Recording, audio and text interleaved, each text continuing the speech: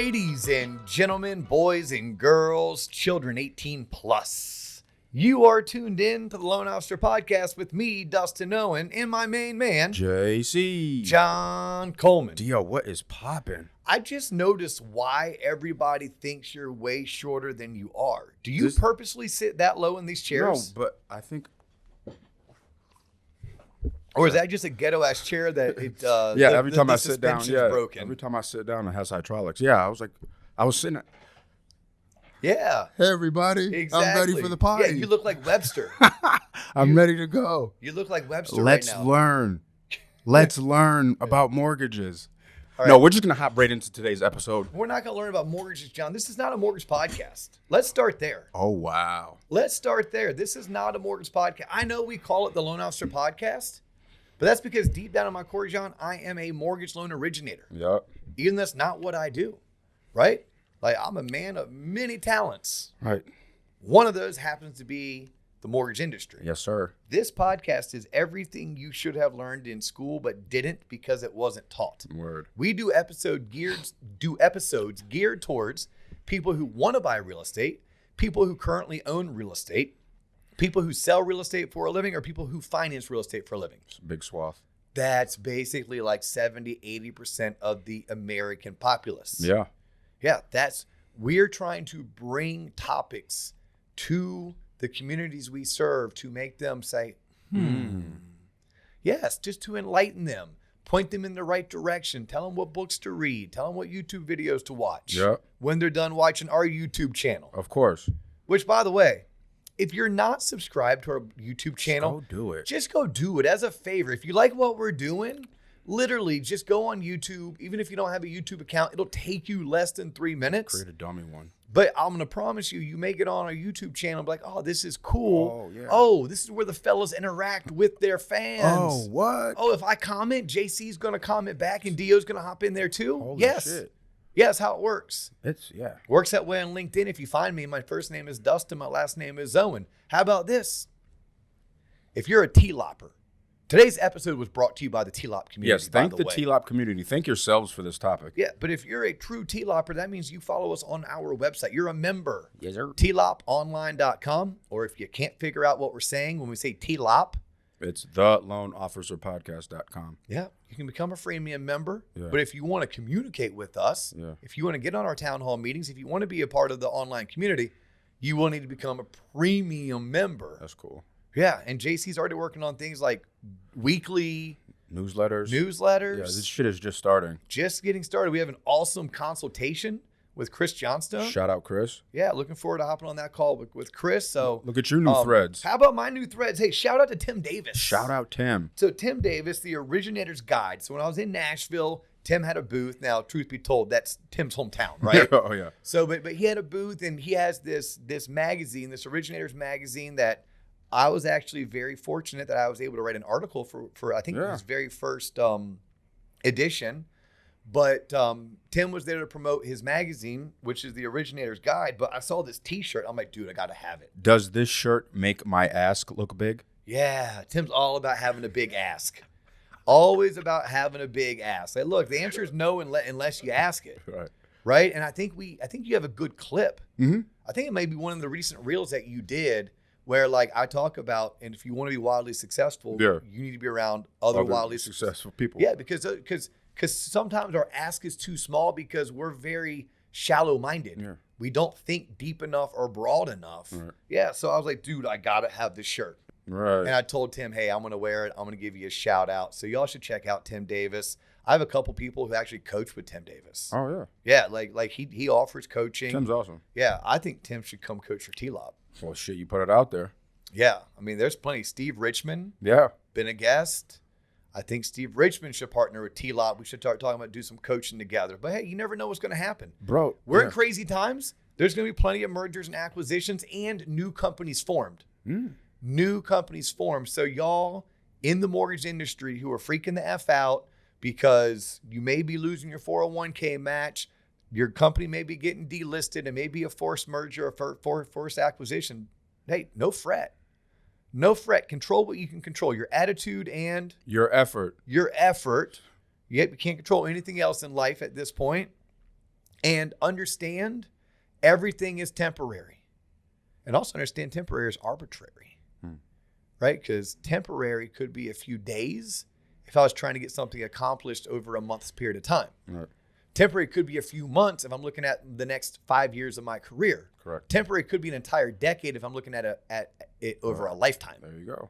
Right? But when I say temporary, I'm going to tell you, on the good side, 4 months, on the bad side, 9 months, somewhere in the next 4 to 9 months, and something good will present itself to you, even if you find yourself in the worst of storms. Yeah. The TLOP community is the inspiration for today's episode. What is it that stood out from the community that you want to talk about today? Pain points. Whether you're a realtor looking for a business or you're a loan officer calling on business partners or other realtors, everyone seems to have pain points. What if you sell TV advertising for a living? What if you're a life insurance salesman? What if you're at Tom James selling fine clothing? Shout out Jeff DeShetta. Like, that's finding the pain point, John, is sales 101. Yeah. And there's some industries that do a shit job of teaching sales, right? Like I shout out Sandler sales training. Like Sandler's where I first learned about A, pain points, but B, staying behind the pendulum, right? It was Sandler that also trained me to almost disqualify up front, right? Where I give you permission to not work with me. Hey, John, I don't think necessarily you and I are going to agree to do business together. Are you okay with me asking you a few questions to try to figure out if we're a good match? All of a sudden, you're doubting me. What? The hell? Of course I'm a good match. Yeah. Right? Nobody wants to feel rejected. Right. Okay, cool. And by the way, if you want to talk about someone or a program that has a huge ask, Sandler's ask is through the roof, but they get it. And then when you train with them or you attend one of their workshops or seminars, they teach you how to have a big ask, right? So finding the pain or pain points, please know that's not real estate and mortgage related. It came up today on one of our calls with the TLOP community, and you're like, oh man, that'd be a great episode. But I literally want someone to think, and I'm going to start with those two other industries, right? TV advertising and life insurance, right? For me to convince you, John Coleman, to spend $100 a month or $500 a month on life insurance, you're going to laugh at me. Yeah. I can sit there and try to sell you the value propositions of get it now while you're young. It's lock in that cheap price. Or if it's whole life insurance, you'll be able to borrow against this without paying taxes. It's going to be a guaranteed interest rate. Those are all features. People don't want to buy features. People want to solve for pain. So if I'm selling you life insurance, I'm going to find out where your pain point is, right? And your pain point may very well be you have a 4-year-old and a 2-year-old. You have a wife who really would love to either go part-time or to spend the next maybe 10 years being a homemaker. But you don't have a whole lot of money in the bank. And you do have a $375,000 mortgage. Your mortgage payment is $2,500 a month, right? So I need to figure out, John, what's that worth to you if something were to happen to you and you are no longer on this earth? Who's going to make sure that your kids are taken care of? Who's going to make sure that your mortgage is paid off? You want your wife to have to go back to work and put your kids in daycare? No, John, at a minimum, don't you want to at least be able to pay off your mortgage so that you knew that your wife and kids got to live rent-free and maybe even have enough money set aside that if your wife did have to go back to work, you could afford a live-in nanny? And wouldn't it be nice also to not have to put the burden of college education on your wife after you unexpectedly die? I'm creating pain that you don't have, and I'm trying to sell into it. Okay, so anytime you're in sales, you have to find the pain point. We were taught this when you're talking to homeowners. If you're a real estate investor and you're trying to buy their house, you have to keep on peeling back the layers of the onion to find the pain. Where is their pain, and then solve for it? Because people start to go into, well, I'll be a cash buyer. Okay, well, just about every investor is a cash buyer. Well, I can close quick. Okay, just about every investor can close quick. Right. Okay, so what are you going to offer that's going to solve a pain point for this person? Well, until you get to know them, until you ask enough questions, you don't know. So you have to continuously peel back that onion, peel back the layers of the onion. What you'll find is that this person doesn't want to sell their home because they don't have enough money for a mover. They don't want to sell their home because they don't have to clean out all of their stuff. So it wasn't really about the dollar amount, right? The reason why they were saying no to your initial offer is because they thought they needed all this money to pay for a professional cleaner. They thought they needed all this money for a professional mover. Where what you had to uncover if you were the real estate investor trying to buy this home, you're trying to buy it at a discount. It's like, look, what is it that's preventing you? Like, something's stalling, right? Something's bothering you. Well, what if I could do this? Ma'am or sir, what if I could buy your house? This is the most I'd be willing to pay, right? That's all I can pay because, look, the market's a little bit shaky right now. I'm taking a big gamble that it doesn't turn for the worse. I will pay all your closing costs, so I can guarantee you're going to get this amount of money. But you know what I'll do for you? I'll take care of removing all the stuff you don't want. Like, leave it. You don't have to take it out. I have a crew that will come in. You can leave all the stuff you don't want. And the stuff you do want, I'll have my moving company come over here. My moving company will come over here and they will get you moved wherever you need to go. So for $3,000 or $5,000 worst case, I was able to buy that house at the price I was willing to pay and get the seller to accept my offer because I found the pain. If I didn't find the pain, we weren't going to negotiate down to that sales price that made sense to me. Right. That person's ask was too high for what I was willing to do, right? So there's an analogy for life insurance, analogy for a real estate investor. I think I promised you one with someone selling advertising. Yeah. Right? If you're selling advertising, do not roll into me, the business owner, talking about your reach and your cost per thousand. I can guarantee you 500,000 impressions. Yeah, exactly. Impressions and viewership and, oh, this is your target audience, 1835 male because it skews this way.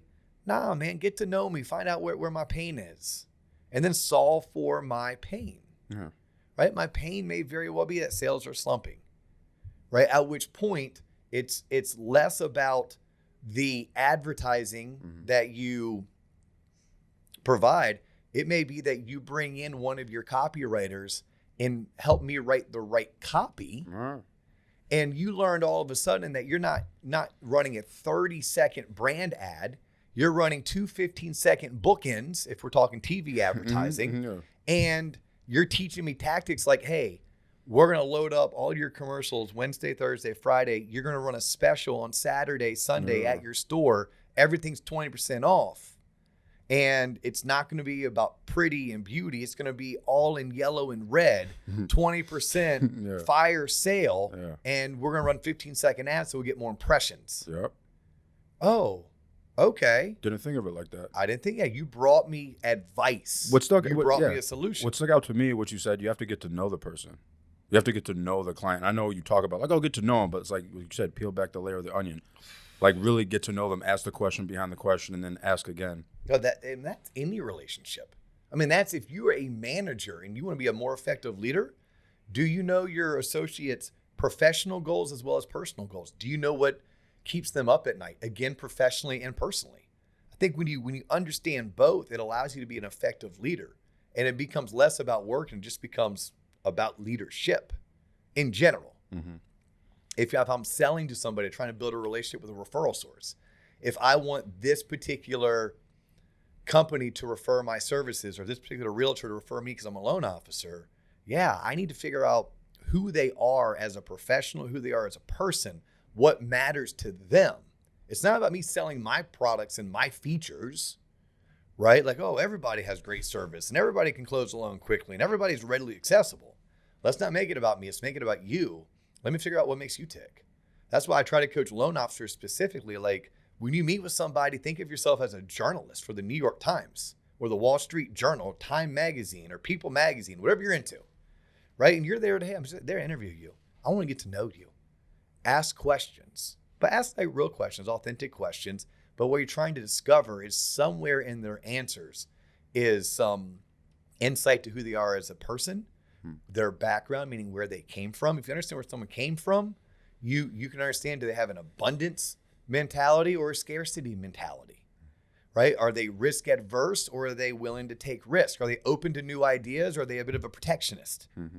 Right? You have to be able to discover that. You do so with an interview, but while you're doing that, you look for their pain, right? Their pain may be that they struggle with coming up with great ideas. They're great implementers, but they're terrible idea creators.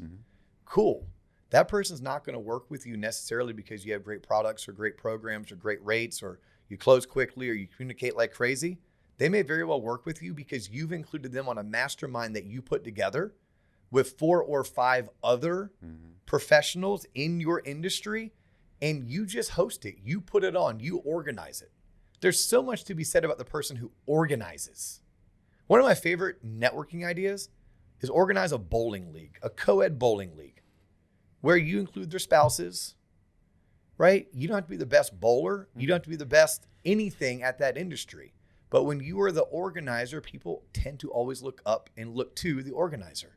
They want to know the organizer. They want to feel like they're buddy or chummy with the organizer. And then ultimately that will lead to a relationship outside of the bowling league, which very well could turn into a business relationship. Back on the one-on-ones and the asking of questions, a la a journalist, you're peeling back the layers of an onion where you are looking for the pain. That's what you're looking for. Then you're trying to solve for said pain. Said pain very well could be, I'm terrible at lead follow-up. Okay, cool. I'm not. I'm not. That's a strength that I have. And I could bring you value. I could solve for that particular pain point. And it's like, boom, I'm done. Now, we had some today. Can you remember some of the actual questions that came up? Yeah, so I was like, I struggle with reaching out to my past clients because I don't feel I have anything to reach, like to update them with besides a, hey, how's it going? What's been going on with you? Yeah. And that was it, because we're talking about TBD calls. We're talking about prospect follow-up, right? Yeah. For, again, not trying to focus solely on mortgage and real estate. Right. Anyone in sales or anyone with a product or a service to sell needs to be doing prospect follow-up. You need to stay in front of your clients, make your sales calls, work within your CRM. But this individual was like, hey, man, I'm just kind of feel like I'm always calling saying, hey, how are things going? And I said, well, you have to think about like what's going on in the market. What are they fearing right now? What do you think they're hearing? And if they're hearing it, what is it making them believe? And you need to be offering solutions, or you need to be the curator of the content. You need to be the person who is bringing them the information. So my example or my suggestion to this sales professional was, I'm like, look, if you're a student to your industry, you're following the current events in the news. Every time you see something in the news that you liked, and the news is like trade publications, right? You save it. And then you know which of your clients that resonates the best with. Then you can send a text, an email, or a phone call. Hey, I'm going to shoot you over an email. I read this article and it made me think of you. I hope everything's going well. Is it? Right now I can backdoor into it. Back on the problem solving or the pain points, I know if I'm a mortgage loan originator or a realtor in today's market and rates have shot up from 3.5% to 7%, I have people who have affordability issues. Well, if they weren't buying 3 or 4 or 5 months ago, is there something different in today's market that maybe would make them want to buy? Right? Maybe it wasn't qualifying like DTI wise. Maybe it wasn't qualifying necessarily because they didn't have they weren't comfortable with the payment. Yeah. Maybe it literally was like, look, dude, I rubbed together every 2 nickels I have and I was able to come up with enough money for down payment, but that's it. And 7-9 months ago, you weren't getting a seller to pay your closing costs. We just did an episode on this, right? If I'm trying to solve for somebody's pain, I have to remember, well, what was that person's pain? Maybe my reason to call today is, oh my God, Josh, Josh, I have great news for you. Yeah, you know how 9 months ago, we really couldn't find you a house because you just couldn't come up with enough money for down payment and closing costs? I'm pretty confident in today's market, as long as you can come up with down payment, you're good to go, homie. You're good to go. Pretty confident your realtor is going to be able to get out there and get the seller to contribute towards your closing costs. I didn't have to make it about interest rate for this guy. I can't sell on rate right now, but I can sell on solving his pain point. His pain point was, I don't have enough money, so therefore he sat on the sidelines. Now I'm telling him you don't need as much money because the market has changed. Right. So when I was trying to give the advice to the gentleman who said, man, I kind of don't know what to say when I'm calling these prospects to follow up with them, then my suggestion was, well, think about who they are, what was their pain, and is there anything currently in the market that helps solve for their pain? Mm-hmm. Maybe 3 months ago, their pain was payment. It was DTI related. But now you're like, hey, I just listened to this podcast where they talked about 2-1 buy downs. Or they talked about using a seller credit to buy out the monthly mortgage insurance. Well, if I bought out your monthly mortgage insurance, not only is your payment $200 cheaper per month, but now your DTI is a 44 and not a 49 and a 44. When I run you through Fannie Mae's automated underwriting system, I get an approval. Look, again, it's not about whether the rate is 5.5 or 7.5. It's about, I can get you to qualify today at a payment you're comfortable with. That to me is proving a pain point. Right. Nobody wanted a mortgage. They want a home. And they want a home at a payment that's going to make sense for them. Or they want a home at a cash out of pocket that's going to make sense for them. Ultimately, when rates go down, people will refinance. I mean, that's why we teach and preach on this forum, this platform, that your mortgage should literally be a 4 to 7 year decision. And right now we're telling you, honestly, it should be a 2 to 3 year decision. Yeah. You know, there's a couple of things that would prevent someone from refinancing, right? Like let's say their home value did go down by 5% and they used a mortgage program that had minimal down payment. Well, if you don't have sufficient equity, it's hard to refinance, right? There's still going to be loan to value restrictions, but for the most part, or a refinance does require you to qualify most times. Not always. Like there are streamlined refis out there. FHA, VA, and USDA all offer a version of a streamlined refi, but just something to consider that, a refinance is not guaranteed. There still is going to be a loan to value that we're going to have to be able to keep within, and there's still going to be credit qualification for most loan programs. But, today I think the encouragement was more salespeople need to study and understand what it means to look for the pain and solve for the pain, not making it all about your features and your benefits. No, It's not about you. My wife tells me all the time, it's not about you. Quit making it about you. I'm like, but that's so hard, honey, because I only know me and I know me the best. Right. Why do you always talk about you? I'm like, because that's the person I know the most about.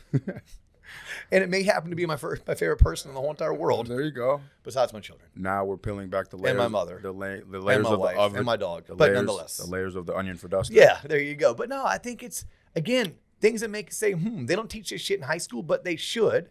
But there are books you can read. There's workshops you can attend. There's coaching you can sign up for. The one that I'm recently and the most into is Sandler. I'm not saying it's the end all be all. There's other programs out there, but yeah, y'all should learn a thing or two about sales, about negotiation, about mindset in order to become better business men and women. And I want to do a better job of talking about this in the future. Let's do this. This is fun, John. What's that? Talking about how to be better businessmen and women. Oh, yeah. I'd love to do an episode where we teach the consumer how to become better negotiators. What? Sounds like an idea for an episode. Yes. And there, some can website you write content. That down? Yes. Yeah, how to become a better negotiator. We're going to be ripping off Never Split the Difference. I'm going to reread that book. I love that book. Shout out. Hey, if y'all know Chris Voss, tell him that TLOP needs Chris Voss. We need Chris Voss and James Clear on this podcast. Yeah, let's get it done. Let's get it done. And I'll reread that book because there's a lot that we can swipe and adapt just from that. Mm-hmm.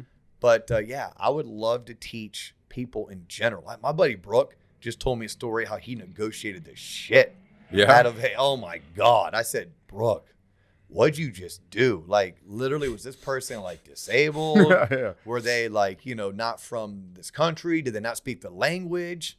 No, man. No, he knows how to negotiate. Right? Someone taught him one of the first tactics in negotiating is to speak second. So he literally told the guy, hey, we're not going to be able to execute at this price. What's the best you can do? And when the guy told him what the best he could do, it was everything Brooke wanted.